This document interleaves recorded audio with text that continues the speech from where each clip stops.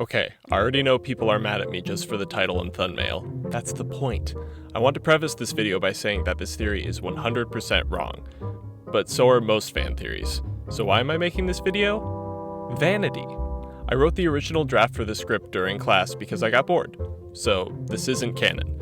This is simply the overproduced daydreamings of a college student who is really tired learning about the social construction of sectarian religions. If that sounds like a fun time, you know who you are. Oh, also a couple of disclaimers. Firstly, the footage of Twilight Princess in this video was recorded by myself, but since I don't own a capture card, I use Cemu to emulate the game. Actually, after I got too far in my gameplay recording, the PC port dropped, so I just recorded this all on my phone. So this is not sponsored, obviously, but yeah, hashtag Dusklight forever. Thank you for the port. It was very helpful. Love you, bye. Don't worry, I own the game, I'm not a pirate, I don't condone piracy, blah blah blah blah blah. Secondly, this video assumes you're already fairly knowledgeable with Zelda lore and history, and there will be spoilers for these games throughout this video. With that out of the way, let's start by making a list of what we're told about the hero Shade in both Twilight Princess and the Hyrule Historia. 1. He is the hero of time. I can explain. 2. He knows the songs from Ocarina of Time and Majora's Mask. 3. He's left-handed. 4. He's a blood relative to the hero of Twilight. 5. He regrets not passing on his knowledge and techniques. 6. He's dead and his design resembles that of a Stalfos or Poe. 7. He wasn't recognized for his heroic deeds. 8. He can take the form of a wolf. 9. He has the scabbard of the Master Sword, but not the sword itself. Based on all this information, especially the first point, the most agreed upon and more or less canon explanation is that the hero Shade is the hero of time from Ocarina of Time and Majora's Mask after being turned back into a kid in the child timeline. That clearly explains the first 2 points, and 3 is a gimme. 4, 5, and 6 can be implied without any concrete confirmation, but the last 3 don't make a whole lot of sense for this link. While you could argue that the hero of time from Ocarina of Time wasn't recognized for his heroic deeds because he only defeated Ganon in the future and people don't remember or believe, the opening text of Majora's Mask shows that even in the child timeline, people acknowledged and remembered that this kid did in fact battle evil in the future. I suppose you could say that the residents of Termina didn't acknowledge his deeds, but that's never really shown and it doesn't seem like Link cared about the praise since he was just kind of passing through Termina. Taking the form of a wolf is also something that doesn't line up with the hero of time either. Again, if you want to stretch it, you could just say that the wolf has always been the divine beast, but it just wasn't brought up in the previous games. And now that Link is dead, he can just turn into one because who the frick's gonna stop him? But that just doesn't sit right with me, and neither does the scabbard thing. The hero Shade having the Master Sword makes no sense. This implies that Link went back to the Master Sword again after Majora's Mask, which you'd think would be shown to us, in a game? I don't know, maybe the lack of recognition is because Nintendo never made the third Hero of Time game. I mean, if Nintendo was sitting on a third Hero of Time game that they refused to release, then I'd be pissed too. So that's all my notes on what we're told in the games and the Hyrule Historia. But there's one note in a more recent Zelda encyclopedia that you may have seen. While this is specifically in reference to the timeline and not the lore as a whole, I like to think that this is a lens for all of Zelda's canon and that it's all kind of screwed up. I know a lot of fans hate this little text blurb and I get it, but the malleability and endless supply of unanswered questions in this series is why theory videos are so prominent in this community, and I think that's really cool. With all that out of the way, here's my theory.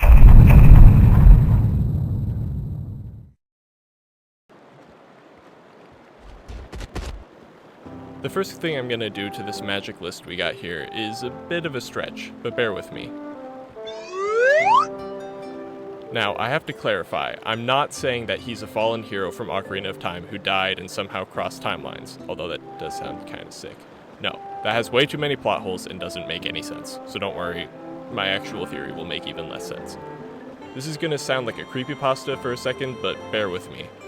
So let's say you're playing Twilight Princess normally. The game plays exactly the same, except the hero Shade never actually shows up. You stop the Twilight from taking over Hyrule in the first act of the game, and then you get the Master Sword in the decayed Temple of Time as usual, and can now freely change into wolf form.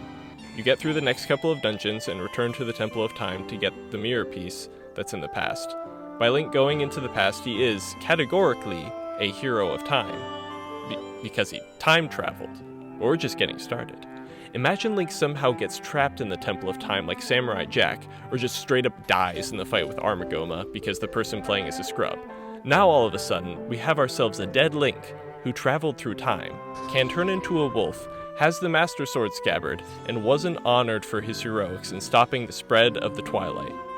Looks like a half-decent theory to me, but I'm about to make it so much worse.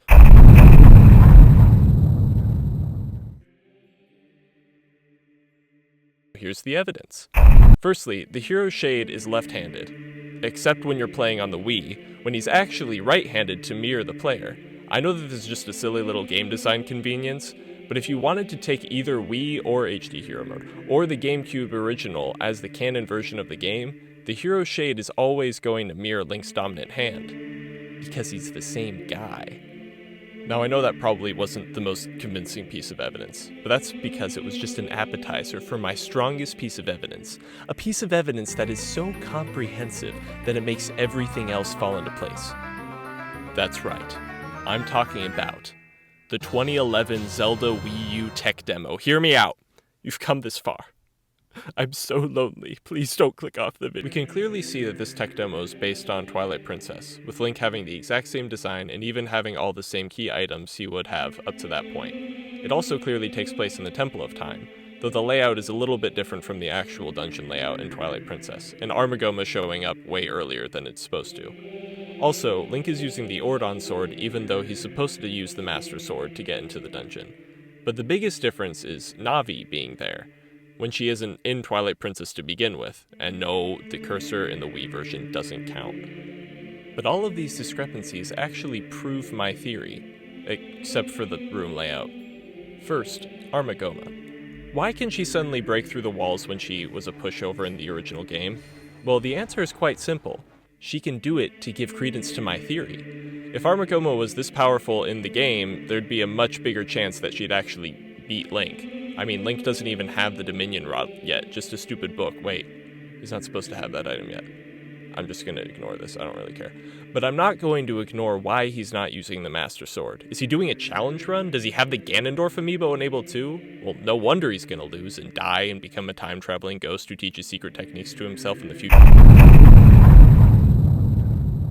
So why wouldn't he be using the Master Sword? If he doesn't have it, wouldn't that mean he doesn't have the scabbard either? Well, here's what I'm thinking. To get into the dungeon section of the Temple of Time, Link has to put the Master Sword back into the pedestal, revealing the stairway into the stained glass window. In the actual game, Link does this, then takes the Master Sword out of the pedestal again, and the staircase stays there. But wouldn't it make more sense for the sword to stay in the pedestal as like a key for the dungeon to open? That's like if in Skyward Sword you could take the sword into the Silent Realm and fight the Guardians. I mean, you literally keep the Ordon sword, and if you were forced to use a weaker weapon, then it would make the Dominion Rod way more fun and rewarding to use in the second half of the dungeon, because you could just smash enemies instead of using the dinky-ass Ordon sword the whole time. Heck, the Dominion Rod needs that power trip moment, because after this dungeon, it has basically zero use. Okay, I need to calm down. Game design rant over. All that's to say, I wouldn't put it past Link to put the Master Sword in the pedestal and think, oh, I gotta leave this here for the remainder of the dungeon, hiya. And even if he leaves the sword, he still has the scabbard tucked away in his pocket to decorate himself once he's a ghost. The last thing of note in the demo is the appearance of Navi. If you didn't think I was already on something digging up the 2011 tech demo, just wait till you see what my dealer's been getting me. At the end of Ocarina of Time, Navi leaves. We all know this. But why? And to where?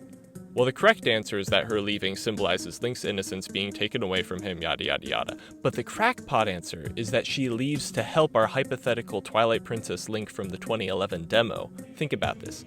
The window that she leaves through is the same stained glass window that Link enters to go into the dungeon. Even the Uku's running up the staircase parallels the shot of Navi leaving. I'm not making this up. Obviously, the pedestal rooms look a bit different, but I just interpret it as them demonstrating the dramatic leap of graphical fidelity between the N64 and GameCube. Moreover, what this implies is that Link's adventure in the Temple of Time dungeon actually takes place at the same time as Ocarina of Time, leading into Majora's Mask. If this Link died in the Temple of Time and his ghost followed young Link, that explains where he would have learned the songs from Ocarina of Time and Majora's Mask. Maybe the hero Shade was actually Ben Dra-